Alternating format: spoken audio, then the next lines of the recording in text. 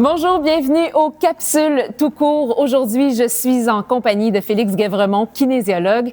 On continue notre sujet. On avait commencé à parler d'entraînement en course à pied.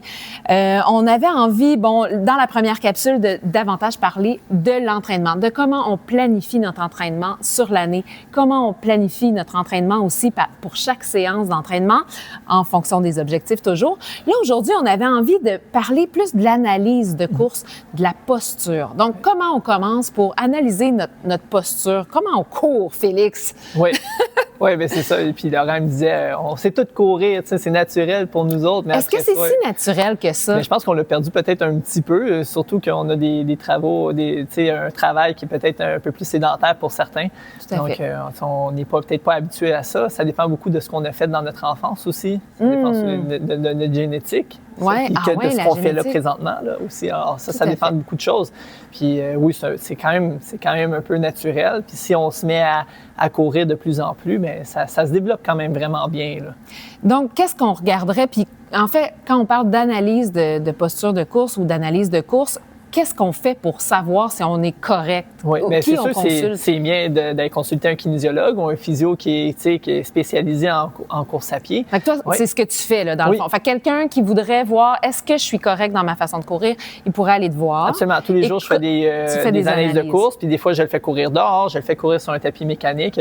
Puis si la personne va s'entraîner beaucoup en tapis roulant électrique, bien là, à ce moment-là, ça peut être pertinent de regarder ça parce que la personne va s'entraîner beaucoup, là. Puis après ça, si c'est une analyse de course entre elles, parce que la personne, elle va courir entre elles, mais là, ça va être autre chose.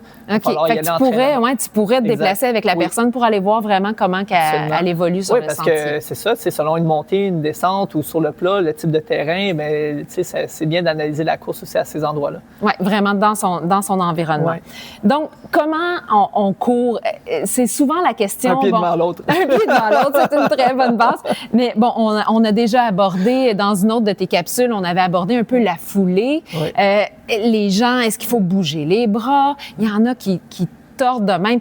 Comment on court? Oui, mais des fois, c'est bien de courir de reculons pareil. Là. Ça peut faire un style de renforcement. Je pensais que tu faisais des blagues. Bien, toujours, mais c'est quand même bien de l'introduire en échauffement ou dans un retour au calme, travailler un peu plus la proprioception, le ressenti de notre pied. Puis ça peut être quand même pertinent de courir comme ça. On vous le conseille pas sur le tapis. Faites pas un 10 km de reculons. De reculons. Je pense que ça s'est déjà vu, c'est ça le pire. Mais bon. Oui, record Guinness. Oui, c'est ça. Record de marathon à reculons. Mais donc, sinon, pour être sérieux, dans une analyse de course, ce qu'on va regarder déjà à la base, c'est la cadence. La personne, elle devrait être plus proche de 180. Ça peut descendre un peu, augmenter un peu, mais il ne faudrait pas que ça soit en bas de 165 pas par minute. Puis comment on fait pour savoir si on court à cette vitesse-là? Est-ce qu'il y a une façon de le vérifier? Sur la montre, ça va nous le dire. Donc, son bon suivi à chaque fin de course. Mais après ça, on va vraiment avoir un ressenti. On va le savoir quand on est un peu plus bas ou un peu plus haut à force de travailler cet aspect-là. Qu'est-ce que tu conseillerais, par exemple, pour apprendre à courir à cette vitesse-là? Est-ce qu'on utilise des instruments? On peut, exemple, avec un métronome à 180 ou avec de la musique battement par minute. Oui, je pense qu'il y a des playlists, par exemple, sur Spotify ou des Ça, c'est ça. C'est quelqu'un qui écoute beaucoup de la musique puis que finalement, le battement par minute est à 200, mais peut-être que là, elle va courir trop vite pour ce qu'elle devrait faire. Donc ça peut jouer. Mais un truc très simple, c'est d'essayer de s'écouter courir, d'essayer de faire le moins de bruit possible quand on court. Ah, OK. Donc, à ce moment-là, on irait sans écouteurs. Oui, exactement. Puis après ça, c'est le type de foulée. Si la personne, même en une course relax, est en 180, mais elle arrive trop sur l'avant du pied puis elle ne dépose pas son talon exactement. Là, à ce moment-là, elle pourrait avoir beaucoup de tension au niveau du mollet.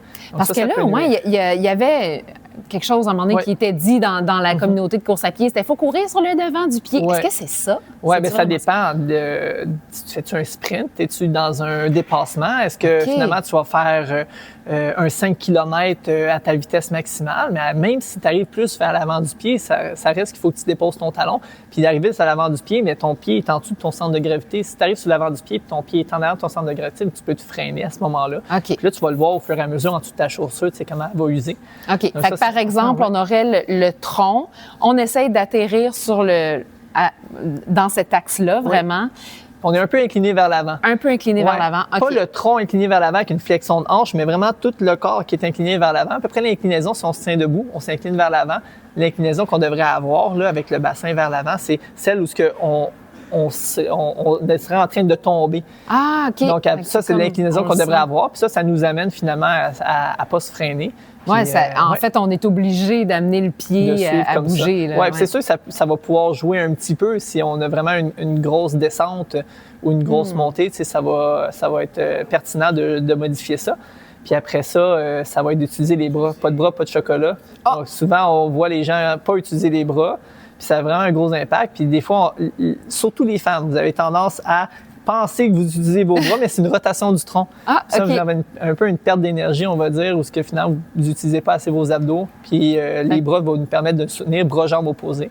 Donc ça, c'est quand même un petit détail qui n'est pas si dur à changer parce qu'il y a des aspects, comme exemple la cadence, il vaut mieux le travailler progressivement, un peu plus moyen terme pour laisser le corps s'adapter. OK. Ouais. Tandis que bouger les bras, ça, c'est pas si pire que ça. OK. Après ça, vraiment la posture, coller les omoplates un peu plus, c'est pas trop arrondi. Oui, c'est ça, parce que des fois, on voit en fin de course particulièrement, souvent, c'est ça l'affaire, c'est que plus on va être fatigué, plus notre position va se retrouver à notre position naturelle, comme si on a le dos courbé, on va avoir tendance, quand on est fatigué en fin de course, à retrouver nos mauvaises habitudes. Donc, on ouvre, on colle un peu les omoplates, pour être bien. Ça, c'est pertinent. C'est dans, exemple, quelqu'un que je recevrai en analyse de course, bien, c'est d'avoir vraiment un temps avec cette personne-là, où après une heure, peut-être qu'elle va être un peu plus fatiguée.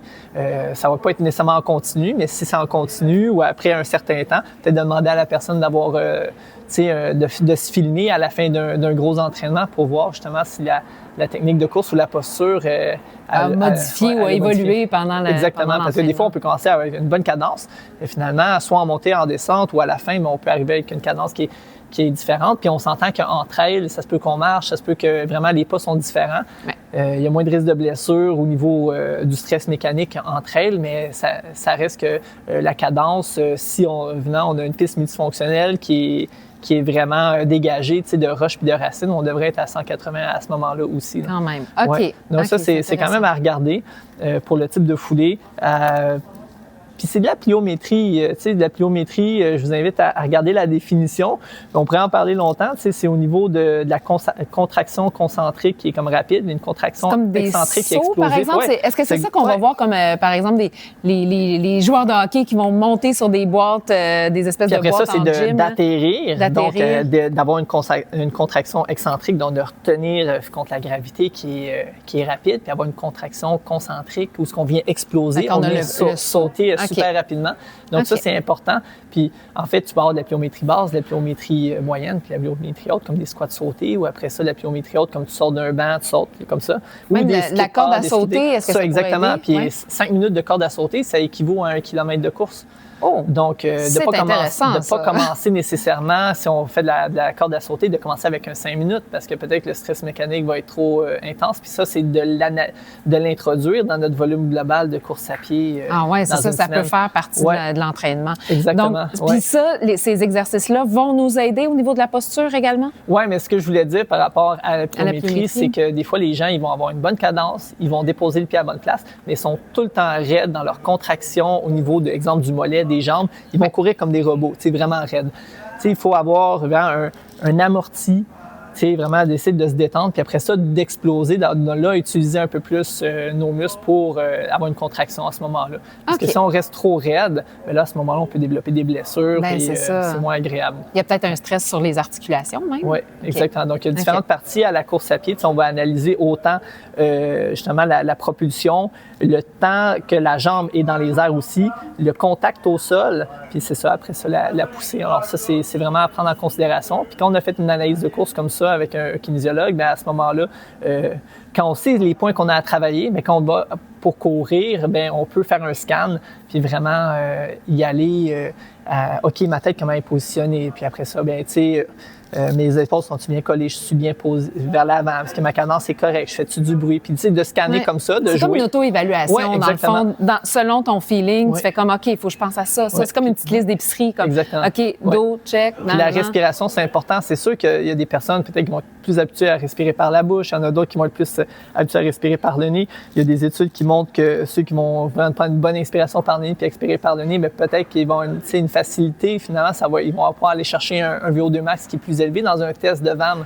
Okay. Alors ça, c'est quand même intéressant. Ils vont avoir une meilleure progression. Mais des fois, c'est difficile pour les gens de respirer par le nez. Puis c'est intéressant de le faire, surtout quand il fait froid. Trop respirer par la bouche quand il fait froid, on porte un bof. Mais sinon, respirer par le nez, bien, ça va être un peu moins dommageable pour le système respiratoire de cette manière-là. Et aussi, bien, si les gens sont tout le temps en train d'expirer sur le même pied, quand ils déposent le pied puis ils expirent au même moment, bien là, il y a une contraction du diaphragme, puis ils sont tout le temps sur le côté gauche. Donc là, ça peut créer un déséquilibre. Donc, OK, ça peut être des choses à travailler aussi avec notre kinésio pour vraiment l'inclure et que ça devienne super naturel. C'est ça. Puis après ça, de regarder les éducatifs. Donc, en pliométrie basse, comme les skip A, skip B, skip C, à faire plus en milieu d'entraînement ou vers la fin, ou peut-être à la fin d'un échauffement qu'on fait plus d'intensité pour vraiment avoir un bon ressenti puis pratiquer justement notre pliométrie. Là, comme ça. Bien, ça pourrait être le fun de faire une capsule là-dessus, là, sur certains exercices. On pourrait faire comme une capsule peut-être sur l'échauffement, les éducatifs, la pliométrie. C'est plein de sujets qu'on pourrait traiter avec notre ami Félix. Puis, mettons, là, moi, j'ai déjà vu, par exemple, en fin de marathon, des athlètes élites incroyables, mais qui sont un peu tout croche. Oui. Est-ce que c'est correct? Pourquoi c'est si différent d'une personne à l'autre? Bien, déjà, ils se sont donnés au maximum aussi. Puis, est-ce que leur technique, elle a dégradé au cours de la course ou c'est leur technique naturelle?